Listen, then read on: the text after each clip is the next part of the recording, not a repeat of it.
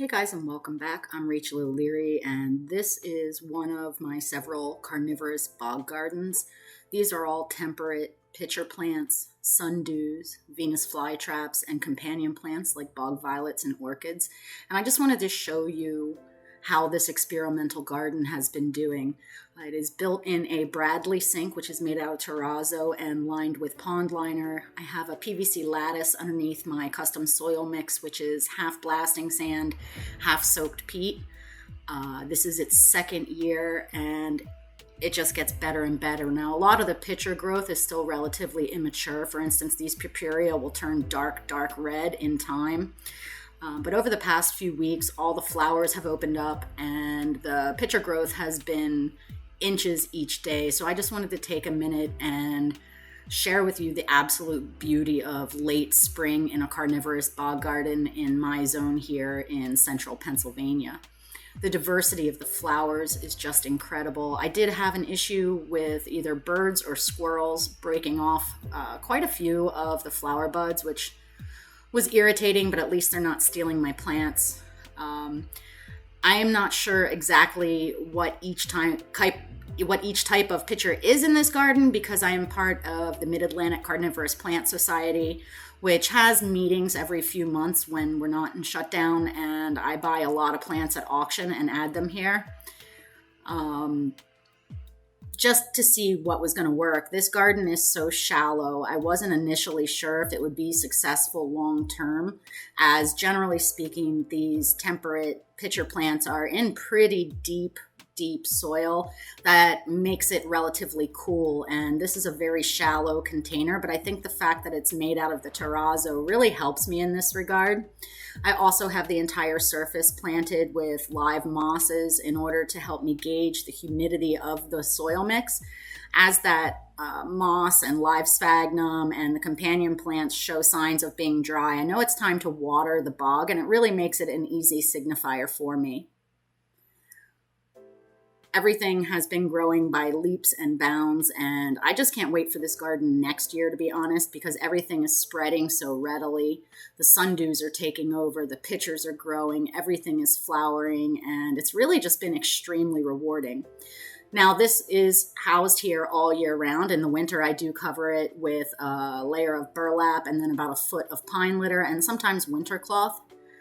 And everything comes back fine, even some of the sundews like this capensis that is supposed to be a little less tolerant of the cold.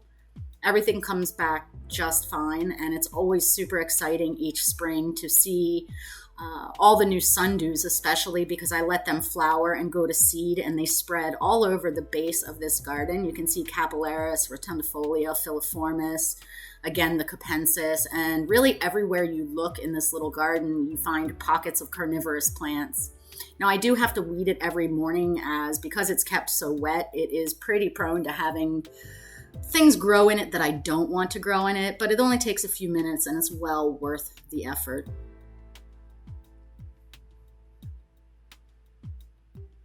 You can see how the filiformis is almost becoming a weed as it's spread all over the perimeter of this garden, but I don't mind so much because it doesn't cause any problems. Venus flytraps too have been doing really well. This week I had to cut off their flower spikes. Generally speaking, I like to remove them. My orchids have started to come up. I planted maybe a half dozen or so bog orchids and violets in this garden last year, not really knowing if they were going to do well or not. And I'm pleased to report that they've all come back, and I'm excited to see if they flower as they haven't in the past. You can see that trimming down all of those pitchers this spring has really allowed all of the energy to go into new growth and the flower stalks, which makes for just an incredible display. I would really encourage you guys, if you're interested in carnivorous plants, to give it a try. It doesn't have to be as complicated as this one. I'll show you in a moment some other solutions.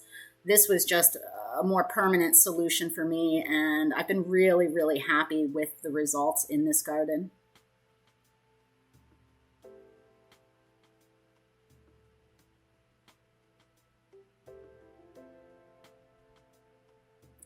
Now this is a mortar tray, which is used for mixing cement. I drilled holes a couple inches up from the bottom all around it, and I have my extra plants in here, and even in their pots just sitting here, they're also flowering and doing really well, so I'm very happy about that.